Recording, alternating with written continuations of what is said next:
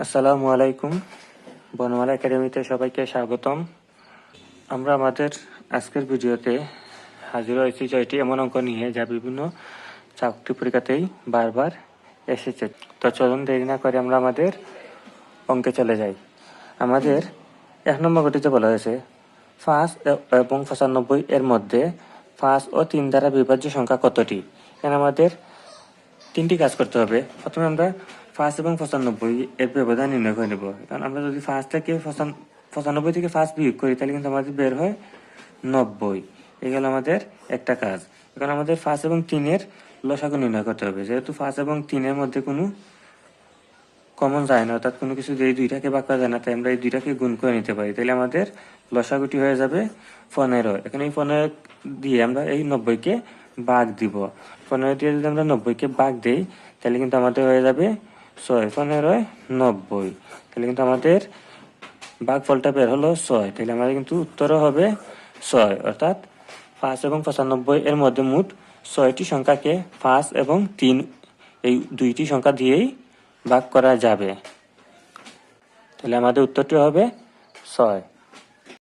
আমাদের 2 নম্বর অঙ্কটিতে বলা হয়েছে x + 3y = 40 এবং y = 3x হলে y এর মান কত। এখন আমরা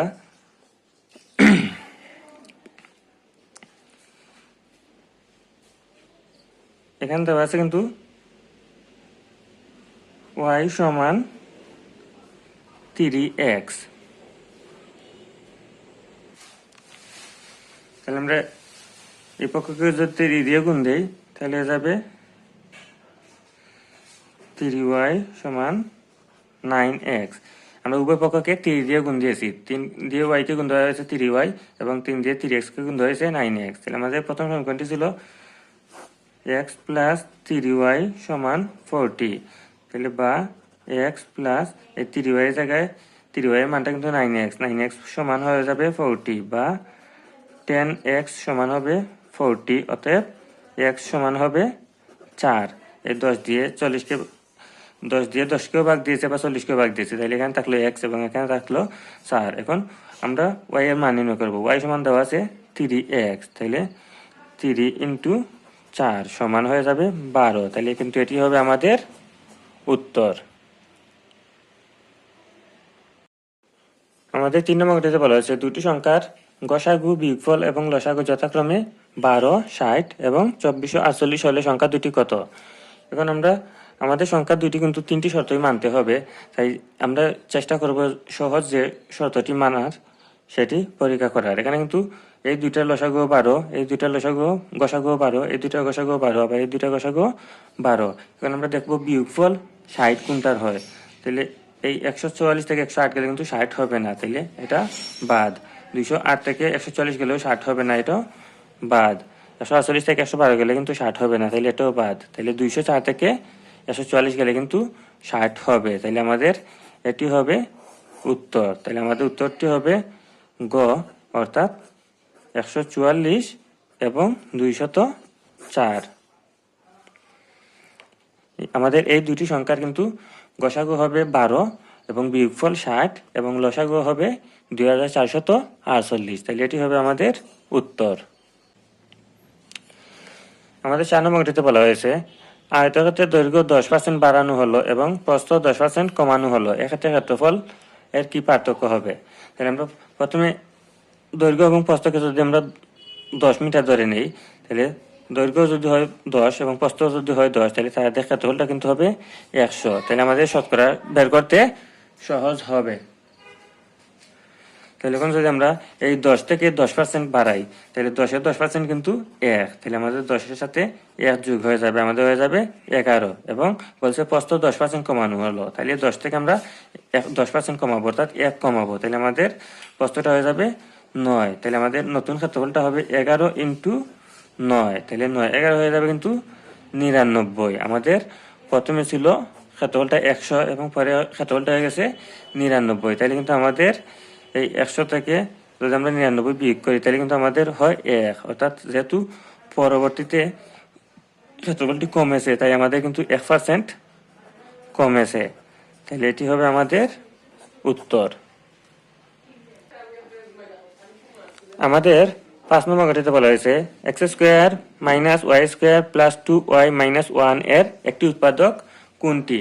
কারণ আমরা এটাকে কিন্তু উৎপাদকে নির্ণয় করে নিতে হবে। তাহলে আমাদের হবে x square minus y square plus 2y minus 1, বা এখন আমরা এই এক্স স্কোয়ারটাকে জায়গায় রাখলাম, এখন আমরা সমান দিয়েও করতে পারি। এখন যদি আমরা মাইনাস কমন নিই তাহলে কিন্তু ওয়াই স্কোয়ারটা হয়ে যাবে প্লাসের, 2yটা হয়ে যাবে মাইনাসের এবং 1টা হয়ে যাবে প্লাসের।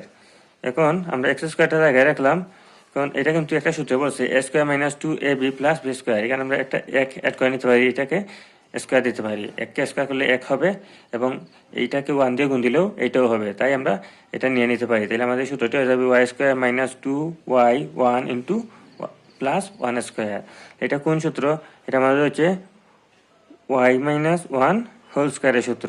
এখন কিন্তু আবার সূত্রে বলছে a square minus B square, তাহলে আমরা এ প্লাস বি ইন্টু এ মাইনাস বি। আমরা যখন প্লাস করব তখন ওয়াইটা প্লাসে থাকবে, 1টা মাইনাসে থাকবে, এবং যখন মাইনাস করব ওয়াইটা মাইনাস হয়ে যাবে এবং 1টা প্লাসের হয়ে যাবে। তাহলে আমাদের উত্তর কিন্তু দুইটি বের হলো, এই এক্স প্লাস ওয়াই মাইনাস 1 এবং এক্স মাইনাস ওয়াই প্লাস 1। আমাদের পরীক্ষা কিন্তু উত্তরের অপশনে এই দুইটির মধ্যে যে কোনো একটি থাকবে, তো যেটি আমাদের অপশনে থাকবে আমরা সেটি দাগাবো। তাইলে আমাদের এই দুইটি উত্তর হতে পারে। আমাদের 6 নম্বর অর্থাৎ আজকের শেষ অঙ্কটিতে বলা হয়েছে পিতা ও পুত্রের বয়সের সমষ্টি 74 বছর এবং তাদের বয়সের অনুপাত 10 বছর পূর্বে 7:2 ছিল। 10 বছর পর তাদের বয়সের অনুপাত কত হবে?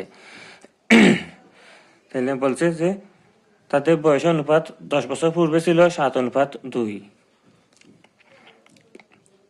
তাহলে 10 বছর পূর্বে কিন্তু তাদের বয়সের সমষ্টি ছিল 74 বিয়োগ 10 ইন্টু 2, যেহেতু পুত্রের বয়সও 10 বছর কম ছিল এবং পিতার বয়সও 10 বছর কম ছিল, তাহলে 74 বিয়োগ হয়ে যাবে 20 সমান 54। তাইলে তাদের 10 বছর পূর্বে তাদের বয়স ছিল 54 এবং অনুপাত ছিল 7:2। তাহলে এখন এই 7টা কিন্তু পিতার বয়স এবং 2টা পুত্রের বয়স। তাহলে পিতার বয়স যদি আমরা নির্ণয় করি তাহলে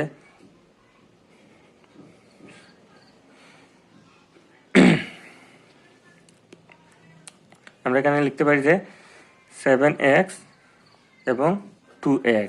তাহলে 7x যদি হয় তাহলে এই দুইটার অনুপাত রাশির যোগফল কিন্তু 9, 7 এবং 2 যোগ করলে হয় 9। তাহলে আমরা 54কে গুণ দিব 9/7, তাহলে 4 6 নং 54, 6 7 42, অর্থাৎ পিতার বয়স ছিল 42 বছর এবং এই 54কে 9/2 দিয়ে গুণ দিব, তাহলে হয়ে যাবে 6 2 6 12, অর্থাৎ 10 বছর পূর্বে পুত্রের বয়স ছিল 12 বছর এবং পিতার বয়স ছিল 42 বছর, অর্থাৎ তাদের বয়সের সমষ্টি ছিল 54 বছর। তাইলে বলছে 10 বছর পর তাদের বয়সের অনুপাত কত হবে, অর্থাৎ 10 বছর পূর্বে কিন্তু ছিল তাদের বয়স 42 বছর, বর্তমানে তাদের বয়স হবে 42 যুগ পিতার বয়স হবে 42 যুগ 10 এবং আরো 10 বছর পর তার পিতার বয়স হবে আরো 10 বছর বেশি, অর্থাৎ 62 বছর। এবং 10 বছর পূর্বে পুত্রের বয়স ছিল 12 বছর, বর্তমানে পুত্রের বয়স হবে আরো 10 বছর বেশি, তাহলে 10 বছর পূর্বে পুত্রের বয়স হবে আরো 10 বছর বেশি, অর্থাৎ হয়ে যাবে 32। তাইলে পিতা এবং পুত্রের বলছে তাদের বয়স অনুপাত কত হবে, অর্থাৎ পিতা অনুপাত পুত্র এর বয়সটা হয়ে যাবে 62:32। এখন আমরা চাইলে 2 দিয়ে কাটাকাটি করতে পারি, তাইলে হয়ে যাবে 31 এবং এখানে হবে 16। তাইলে আমাদের অনুপাতটি হবে 31:16। এটি হবে আমাদের উত্তর। তো এই ছিল আমাদের আজকের গুরুত্বপূর্ণ 6টি অঙ্ক। এই অঙ্কগুলো কিন্তু বিভিন্ন চাকরি পরীক্ষাতে অনেকবার রিপিট হয়েছে, আপনারা অঙ্কগুলো ভালোভাবে আয়ত্ত করে নেবেন। আর কোথাও কোনো সমস্যা থাকলে অবশ্যই কমেন্ট করে জানাবেন, আমরা সমাধান দেওয়ার চেষ্টা করব। তো সবার জন্য রইল শুভকামনা। আল্লাহ হাফিজ।